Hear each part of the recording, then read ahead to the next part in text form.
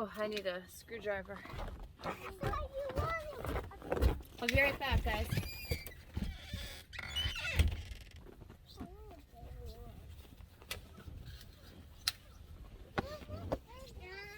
Yeah. No, don't play with that, please. Can you not play with that, please?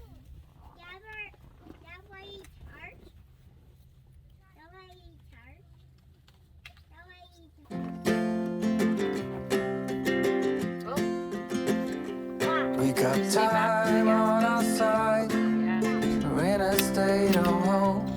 I need you on my fire. I want you to know that every time you're away, I long for you so much I can find my way. We got everything here, at least to stay alive. And the time that we share makes it all worthwhile. Got this place on our own. Do you feel that we got something strong? And I saw you walking the line, and the truth may come as a surprise that with you I feel alive. You'll be the last one I think about.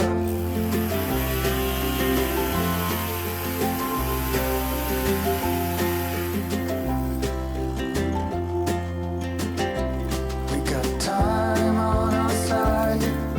We're in a state of hope. I need you on my fire. I want you to know that every time you're away, I long for you so much I can find my way.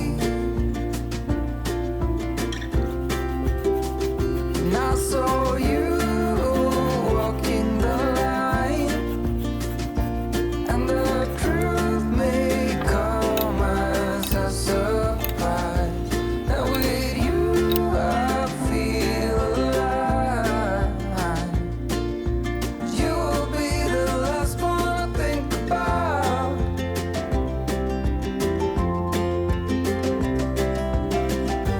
When it all breaks down, I'll wait for you right here.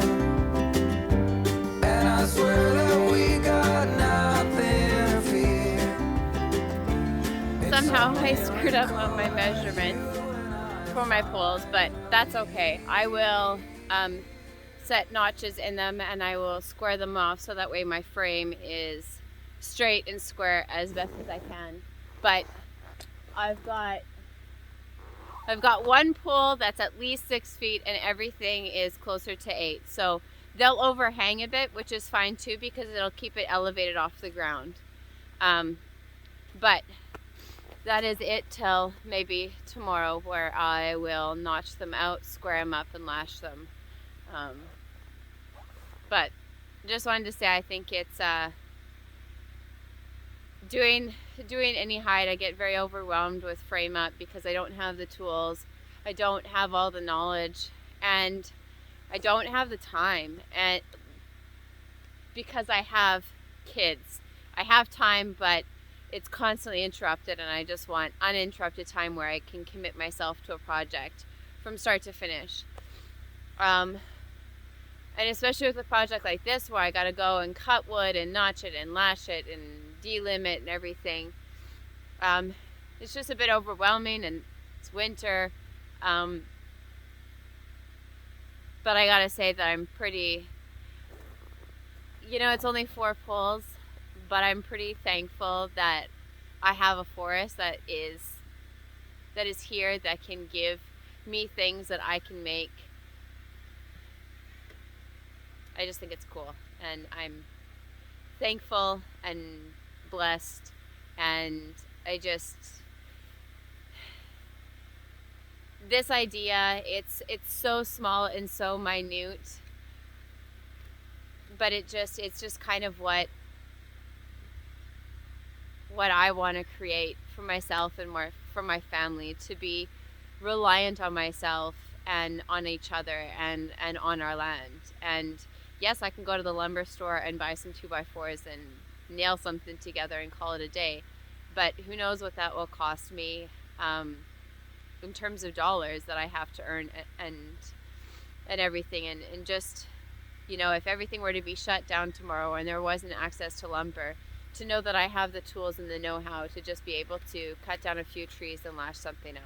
So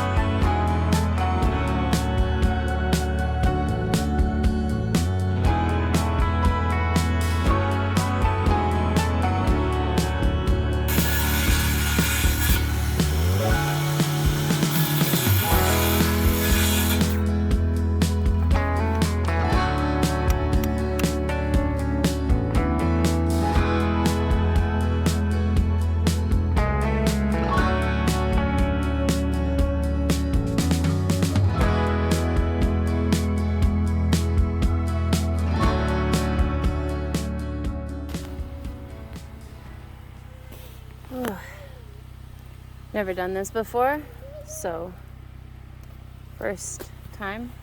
Pretty pleased with it. It's not totally flush, but that's okay. I still got to drill through this with a drill bit and then put a carriage bolt in, but that's after I measure what this thickness is. And then just probably for looks and for extra strength, I'll lash it. And then I still obviously need to put in cross braces. That's a big frame. Now I just got to make some corner braces. Got to make braces for the corners. I don't know exactly what I'm doing. I didn't ask my husband really for any input. Having builders in the family, you just kind of watch and pick up things along the way. And at the end of the day, it's not rocket science. So, I think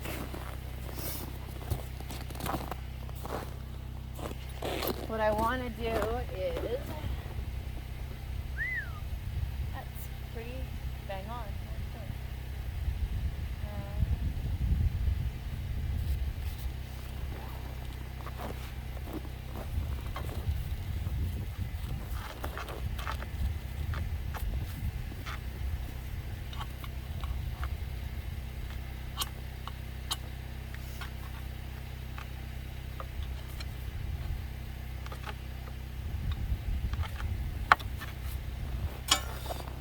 First mark.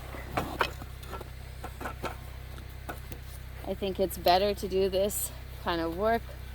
I think it's called a chop saw, but I don't have access to a chop saw at the moment. So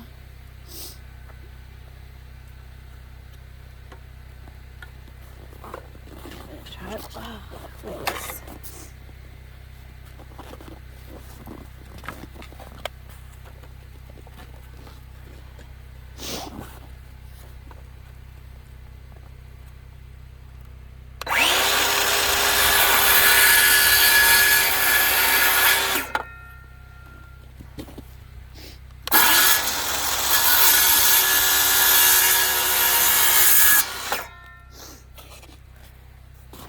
Alright, first cut.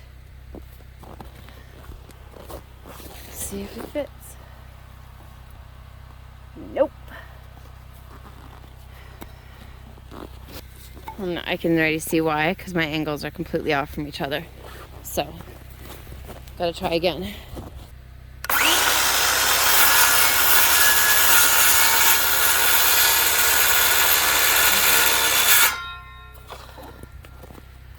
It's gonna be off still.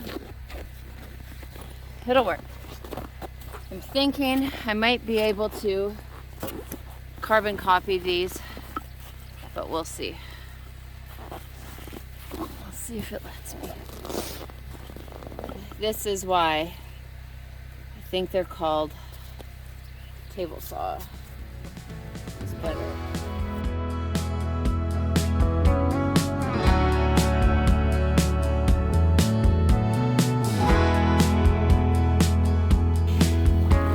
That's it. I'm going in to make some hot chocolate. You can see, my feet are frozen, that these will get screwed in and then they'll become snug.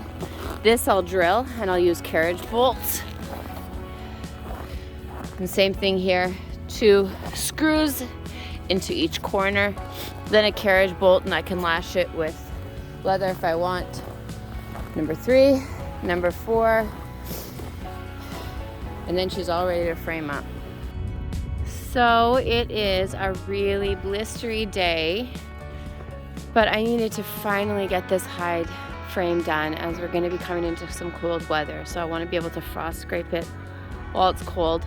I'll probably have to bring the hide in tomorrow night or the next day so that it can thaw out, so that I can then stretch it, poke holes in it, and stretch it over the frame. But in the meantime, this is the hide frame that I built. All of these pieces were built using felled balsams that I cut down. I notched it all out. You can see here I notched so that they would sit almost flush. And then I used carriage bolts, 2 long, they're 1/4 inch by 4 inch, and I used a washer on both ends. And then I put in these with these corner braces for bracing with drywall screws. Not drywall screws, decking screws. So it just adds more structure and doesn't let it wiggle. This piece here I'm thinking might need to be replaced.